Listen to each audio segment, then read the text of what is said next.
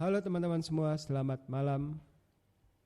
Berjumpa lagi dengan saya Freddy Sulaiman dalam konten podcast yang kedua. Di mana konten podcast yang kedua ini saya akan membawakan sesuatu mengenai kepercayaan saya, spiritual saya, apalagi kalau bukan kekristenan. Dan untuk itu bagi teman-teman semua yang mungkin mau stay tetap mendengarkan, dilanjutkan silakan mendengarkan. Buat teman-teman semua yang merasa bahwa ini bukan konten saya, ya nggak apa-apa. Buat teman-teman boleh matikan dan lakukan aktivitas selanjutnya. Teman-teman sekalian, hari ini saya tanggal 30 bulan 3, hari Sabtu.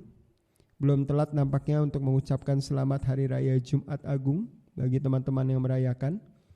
Juga mengucapkan selamat Hari Raya Sabtu Abu atau Sabtu Sunyi.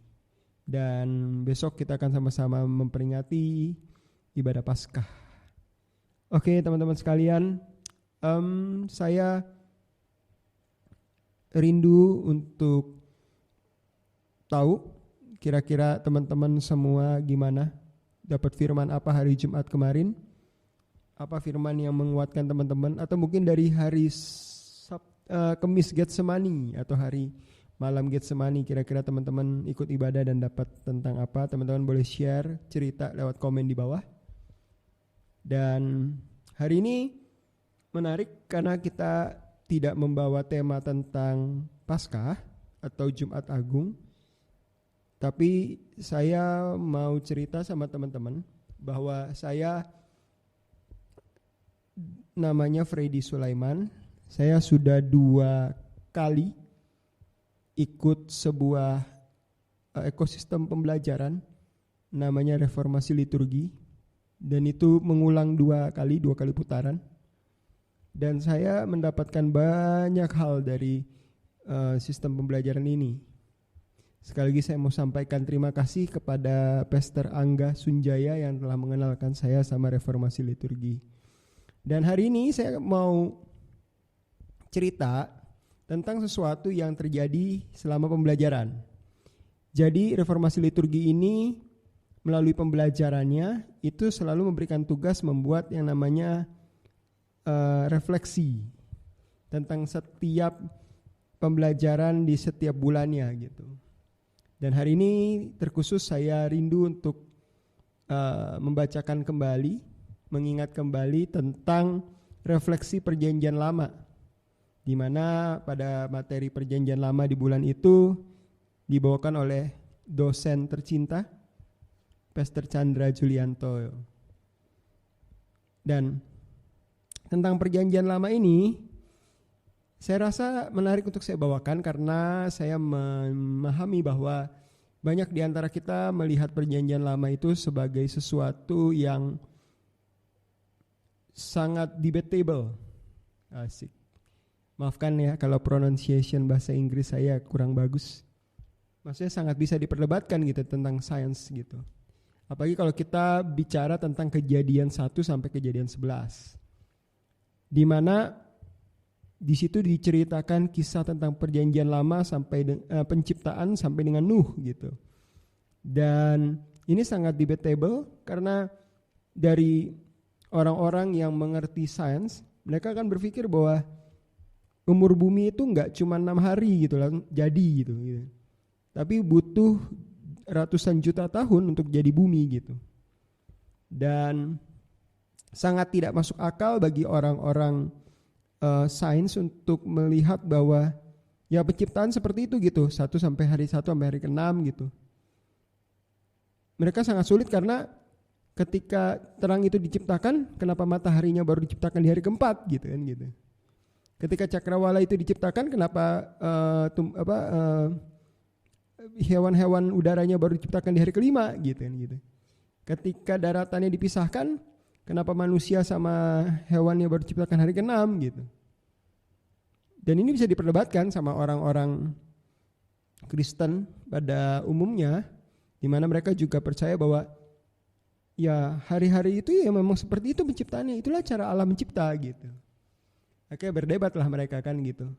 Bahwa sungguh benar-benar yang mencipta bumi ini Allah atau memang alam semesta membuat sistemnya tersendiri sehingga bumi ini tercipta gitu dengan semua teori-teorinya gitu.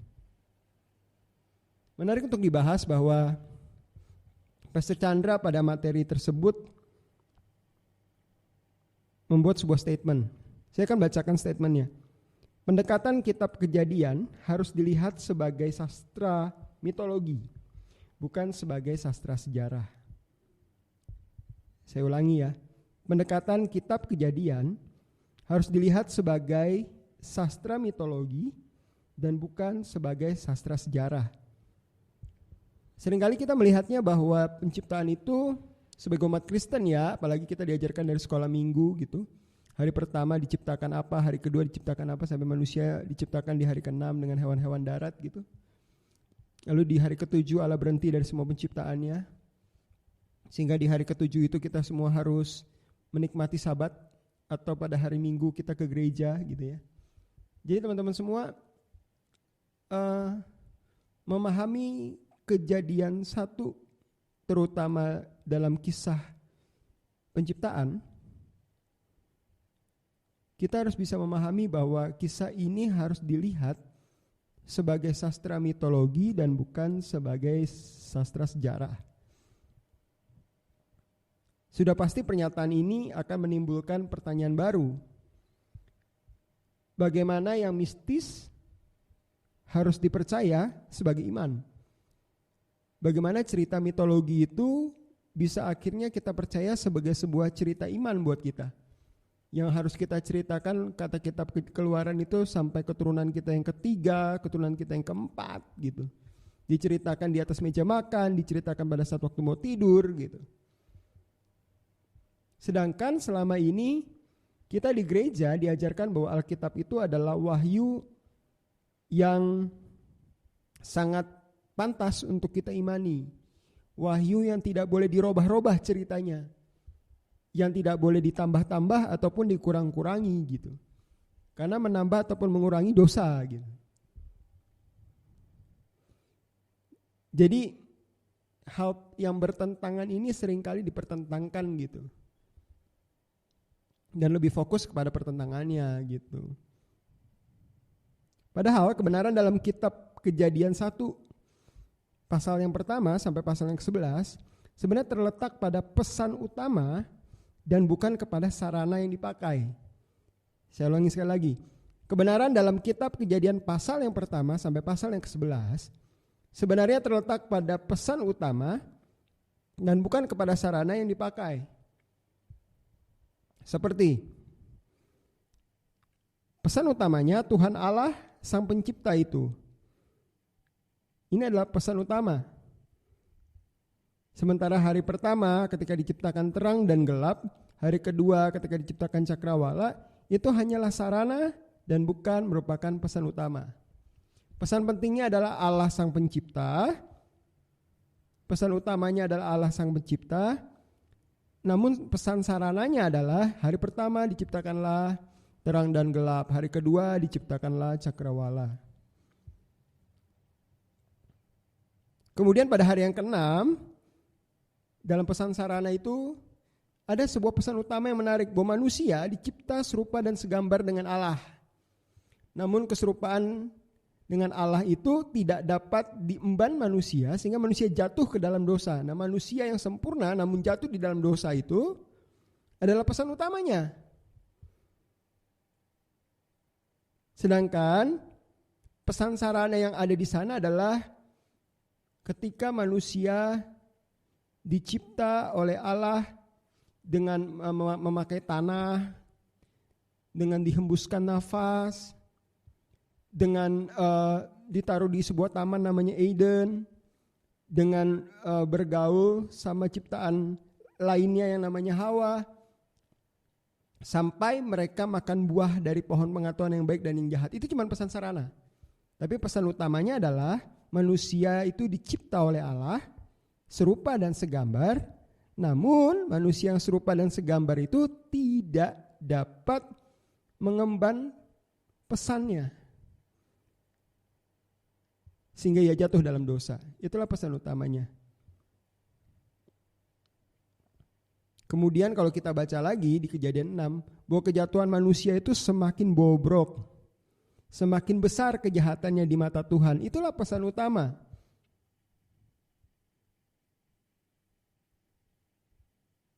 Tapi pesan penyertanya adalah di mana ketika Adam dan Hawa punya anak, Kain dan Habil, dan mereka saling bunuh. Maksudnya Kain membunuh Habil, bukan saling bunuh ya. Kain membunuh Habil gitu. Terus lalu kemudian cerita Nuh dengan air bahnya, itu adalah pesan penyerta. Sehingga ada pembangunan menara Babel yang begitu tinggi. Sampai akhirnya kita memahami bahwa pesan-pesan penyerta ini harus mendukung pesan utama bahwa kejatuhan manusia makin mendalam dan makin besar di mata Tuhan. Ketika kita memandang ini, hendaknya kita tetap memandang bahwa teks pesan utama, sastra yang dipakai itu bukanlah mitos. Karena kalau itu dipandang mitos, maka ya berarti pencipta dunia ini belum tentu Allah gitu. Atau kalau dipandang mitos bahwa manusia dicipta Allah, ya itu cuman mitos saja gitu. Kebohongan, berita bohong gitu. Pemakaian bahasa sastra mitologi dengan cerita mitos beda ya gitu. Itu yang mau ditekankan. Sehingga ketika kita memandang, hendaknya kita tetap memandang bahwa Kejadian 1-11 ini tidak berarti ini kejadian mitos atau cerita yang bohong. Kejadian 1-11 harus tetap dipandang sebagai inspirasi Allah atas penulis kitab Kejadian. Sehingga iman kita harusnya memandang Allah sebagai pusat daripada penyembahan.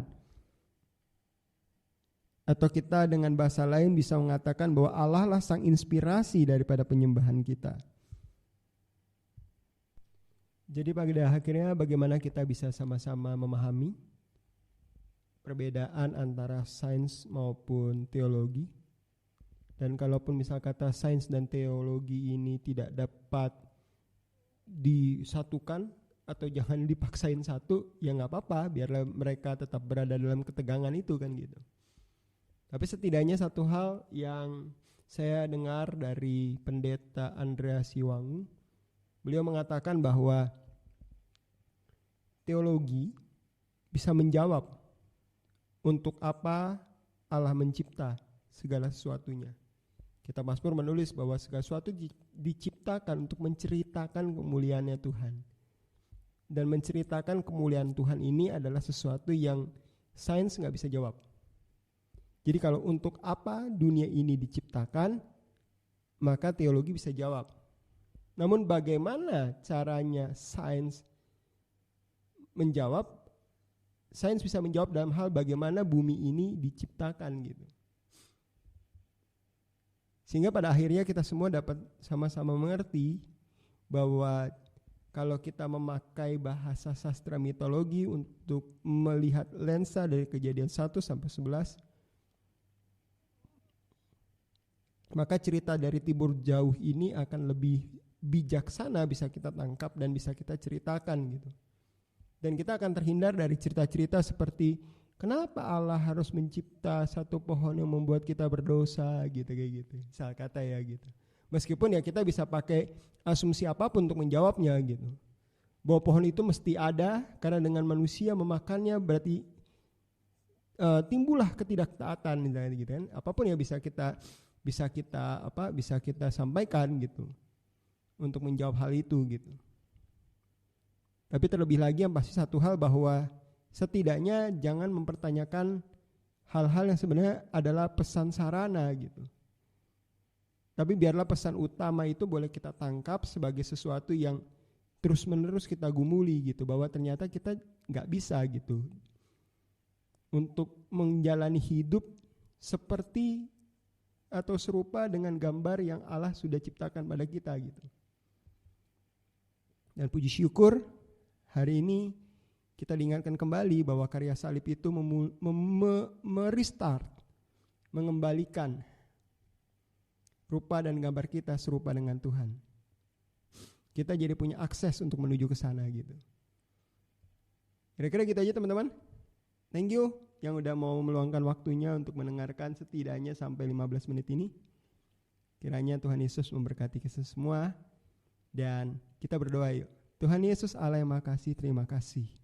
Ketika hamba sudah selesai bicara, hamba percaya satu hal, bahwa apa yang hamba terima dari Pastor Chandra Julianto dan RLST, itu boleh hamba bagikan sebagai sebuah pesan yang akan memberikan kami semua pengertian lebih daripada hanya sekedar pesan yang harusnya begini gitu. Dan biarlah Tuhan Roh Kudus bekerja buat setiap hati kami, untuk kami bisa dibukakan lebih lagi tentang setiap hal. Mengapa pesan ini harus ada? Untuk apa pesan ini ada? Kapan pesan ini ditulis? Sehingga motivasi awal dari penulisan pesan di setiap teks dalam Alkitab bisa kita cermati dan bisa kita terima motivasi awalnya, sehingga kita bisa tarik bagaimana untuk aplikasinya di hidup kita saat ini. Terima kasih ya Tuhan Yesus. Dalam nama-Mu kami berdoa. Haleluya. Amin. Thank you guys. See you on the next podcast. Bye-bye.